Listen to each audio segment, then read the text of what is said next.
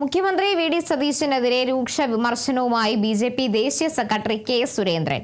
മുഖ്യമന്ത്രി V D Satheesan സർക്കാർ തീവ്രമത സംഘടനകൾക്ക് വഴങ്ങി പ്രവർത്തിക്കുന്നുവെന്ന് കെ സുരേന്ദ്രൻ പറഞ്ഞു.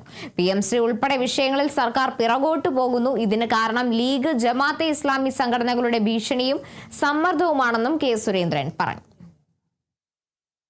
UDF സർക്കാരിൻ്റെ ഏതാനും മാസത്തെ പ്രവർത്തനങ്ങൾ വിലയിരുത്തുമ്പോൾ പൂർണ്ണമായിട്ടും ഈ സർക്കാർ ബാഹ്യശക്തികളുടെ സമ്മർദ്ദത്തിന് ഫലമായി പ്രവർത്തിക്കുന്ന ഒരു സർക്കാരാണ് എന്ന് തെളിയിച്ചിരിക്കുക. ഈ അടുത്ത കാലത്തുണ്ടായിട്ടുള്ള എല്ലാ നയപരമായ പ്രശ്നങ്ങളിലും വി ഡി സതീശൻ സർക്കാർ തീവ്ര ചിന്താഗതിക്കാരുടെ സമ്മർദ്ദത്തിന് വഴങ്ങി പ്രവർത്തിക്കുന്നതായിട്ടാണ് കാണാൻ സാധിക്കുന്നത്. PM-ശ്രീ പദ്ധതി തത്വത്തിൽ അംഗീകരിക്കാമെന്ന നിലപാട് സർക്കാർ എടുത്തതിന് ശേഷം ഇത്രയും ദിവസമായിട്ടും സർക്കാരിന് ഒരു ഭരണപരമായ തീരുമാനത്തിലെത്താൻ ഇതുവരെ സാധിച്ചിട്ടില്ല. അതിന്റെ കാരണം മുസ്ലിം ലീഗിന്റെയും ജമാഅത്തെ ഇസ്ലാമി അടക്കമുള്ള മതമൗലികവാദ സംഘടനകളുടെയും ഭീഷണിയും സമ്മർദ്ദവുമാണ് എന്ന് മനസ്സിലാക്കാൻ വലിയ ഗവേഷണ ബുദ്ധിയുടെ ഒന്നും ആവശ്യമില്ല. വി ഡി സതീശൻ ആദ്യഘട്ടങ്ങളിലെല്ലാം അത് നടപ്പാക്കുന്നതിനോട് അനുകൂലമായിട്ടുള്ള നിലയാണ് സ്വീകരിച്ചത്. എന്നാൽ പാണക്കാടിന്റെയും മുസ്ലിം ലീഗിന്റെയും ജമാഅത്തെ ഇസ്ലാമിയുടെയും സമ്മർദ്ദം കാരണം ഉപസമിതി തീരുമാനമായില്ല എന്ന് പറഞ്ഞ് നീട്ടി കൊണ്ടുപോവുകയാണ്. വന്ദേമാതര വിവാദത്തിലും സർക്കാരിന് ഇതേ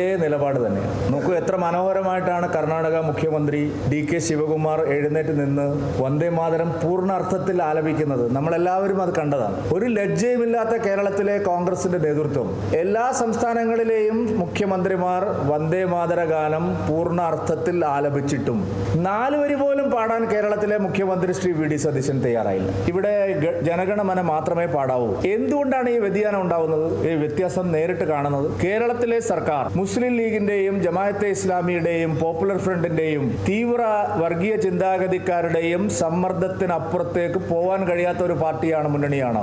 അതാണ് ഈ വ്യത്യാസം. എല്ലാ കാര്യങ്ങളിലും അതാണ് സംഭവിക്കുന്നത്. ആശയപരമായ നിലപാടുകളുടെ കാര്യത്തിലും ഭരണപരമായ പല കാര്യങ്ങളിലും ഇത് പ്രകടമാണ്. ഇപ്പൊ കഴിഞ്ഞ ഗവൺമെന്റിന്റെ കാലത്ത് എന്തെല്ലാം കാര്യങ്ങൾ ശ്രീ വി ഡി സതീശൻ പരസ്യമായി പറഞ്ഞോ അതിനെല്ലാം വിരുദ്ധമായിട്ടുള്ള കാര്യങ്ങളാണ് ഇപ്പോൾ ചെയ്തുകൊണ്ടിരിക്കുന്നത്.